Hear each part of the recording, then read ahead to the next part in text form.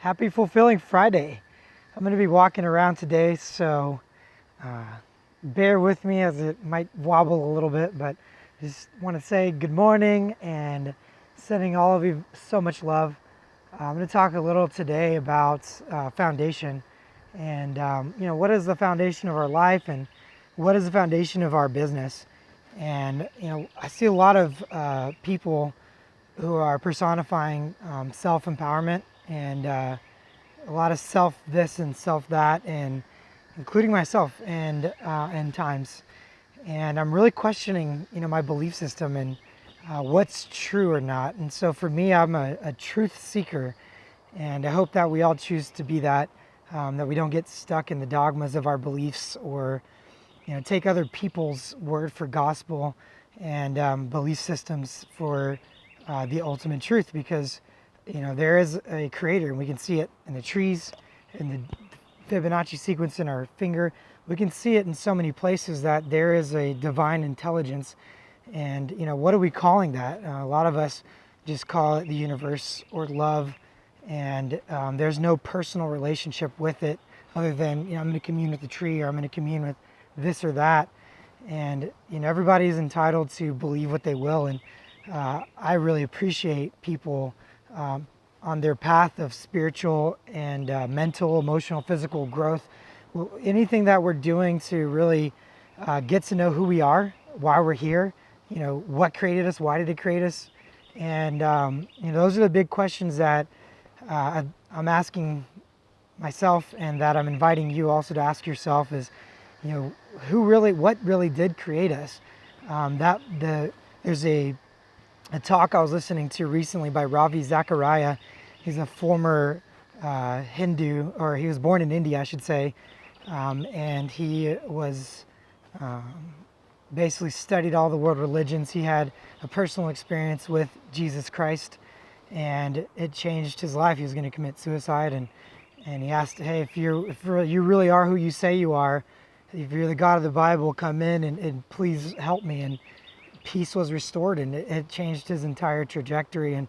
But he talks about the way that this Britannica series that was created on the Western world, and it basically had all the best authors and thinkers of the West put into this 52-part books and encyclopedia, I should say. And what he found was that he has questioned the guy who wrote the books. I forget his name off the top of my head, Merton, I believe. But his question on, hey, well, the biggest conversation that you have in this book, the biggest journal, is on God. Why? Why would that be the first one when you have all this science and achievement and so much other things like philosophy and yada yada? And he said, well, because whoever you think God is, whatever people think God is, has the most consequences for their life. And so my question to you is, what is God to you? Who is God?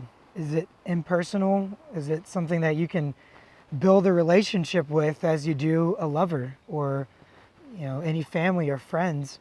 We were supposedly, and this is for people to believe on their own and find their own truth, but we were created in His image, in God's image. And of course, there's a lot of things on earth that make us question, well, who and what is God? And so it's really a foundational piece, though, because if we believe it's an impersonal God, and that we're really just here to that we're creating our own way, we're co-creators, and that it's it can be a really lonely path, where we are disconnected and from our Creator.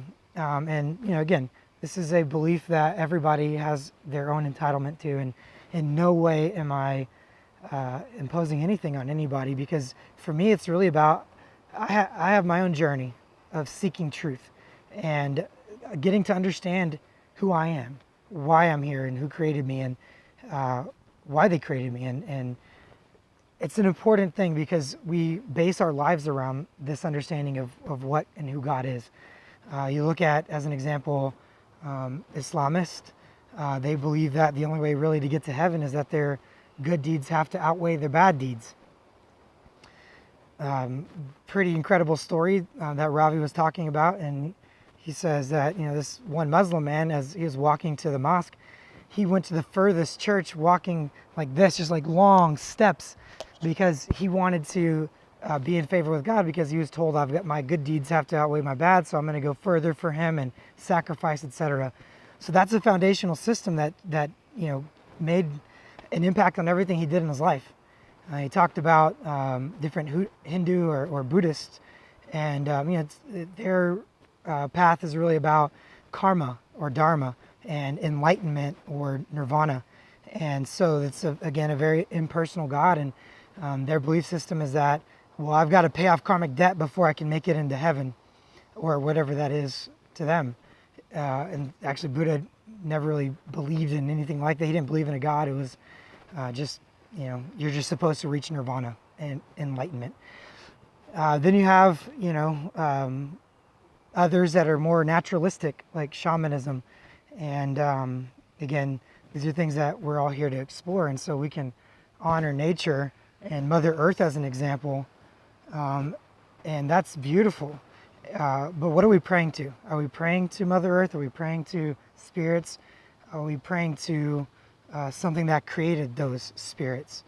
And so it really comes down to, again, this is an inquiry, self-inquiry, self-exploration, and a path towards truth.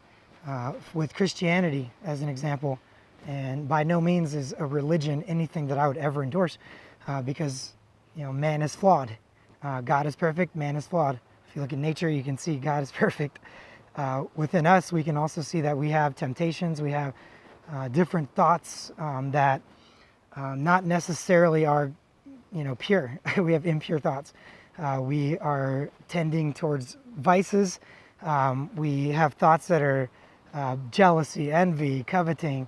I mean, name it, and we probably have done it. We've thought about things that of other people and judgment and things of that nature. So we know as humanity we're not an authority for truth. We're not. There's just no way.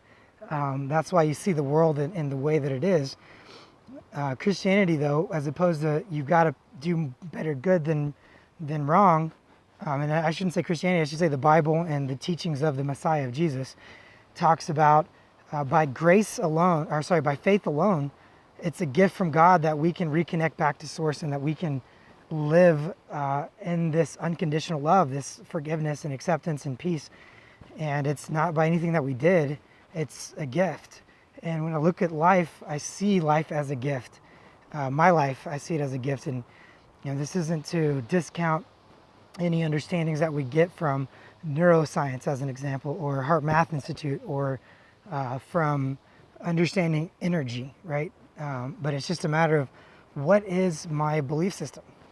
Who do I think God is? What is God? Because it changes our lives and what we put at the center of it. And in business, I've seen most people, again, I talked about this at the beginning of our journey together on these Fridays, but that, most people are in the what's in it for me. And that's an important question. Where are we coming from? If it's even giver's gain, well, I'm giving with the idea of I'm looking to receive, so it's still about me. It's still selfish. And that's man's nature, is to be selfish. That's the nature of the animal. If you look at the animal kingdom even, it's, dog eat dog, as they say, right?